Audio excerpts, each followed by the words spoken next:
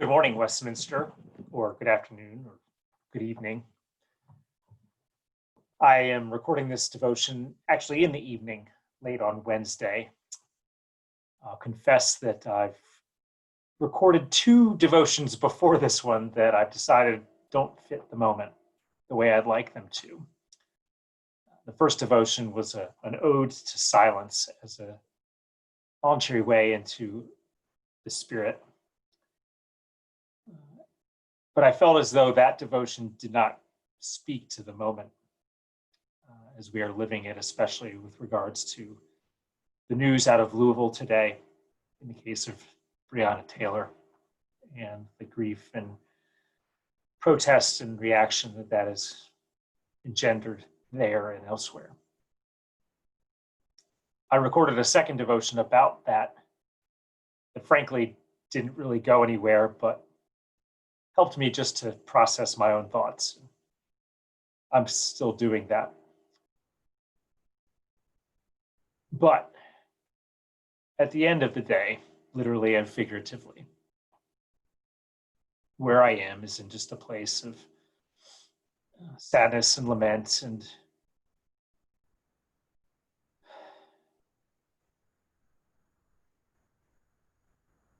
just this horrible feeling that we are so stuck as a people.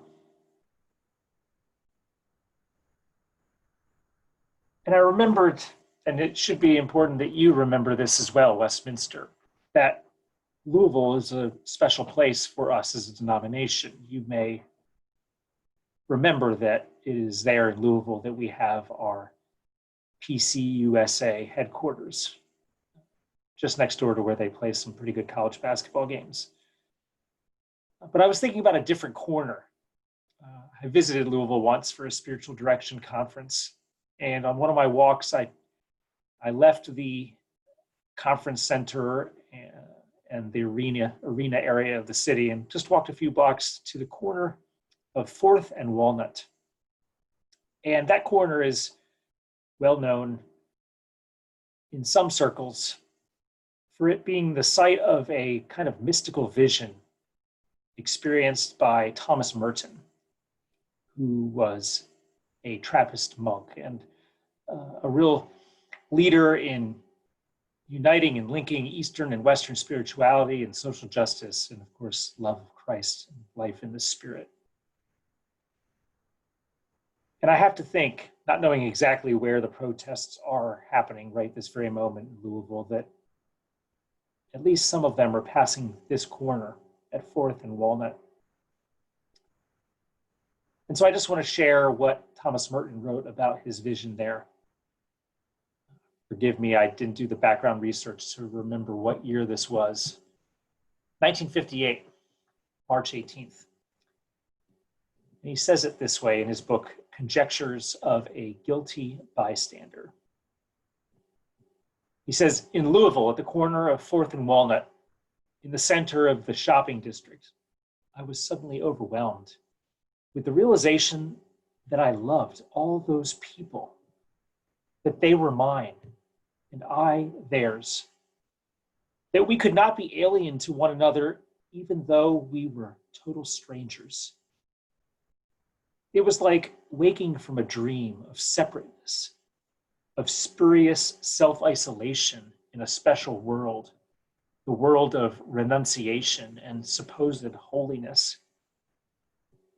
This sense of liberation from an illusory difference was such a relief and such a joy to me that I almost laughed out loud. I have the immense joy of being man, a member of a race in which God himself became incarnate. As if the sorrows and stupidities of the human condition could overwhelm me, now I realize what we all are. And if only everybody could realize this, but it cannot be explained. There is no way of telling people that they are all walking around, shining like the sun.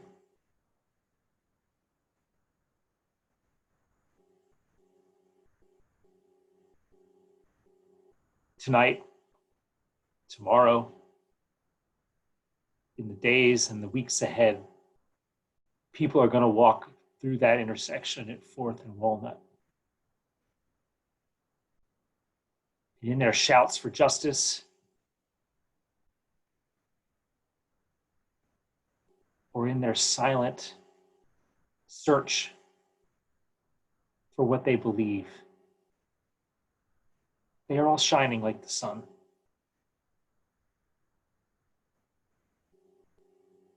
Let us hold this mystical vision as a possibility for us in our stuckness.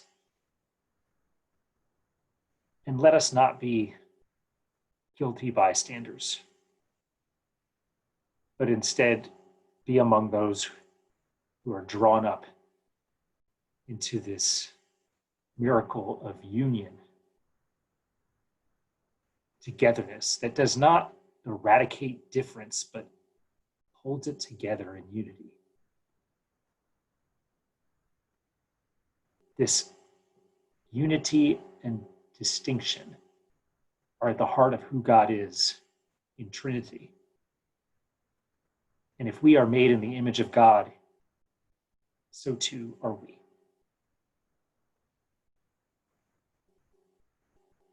Grace and peace to you this day. May you know yourself to be among those who shine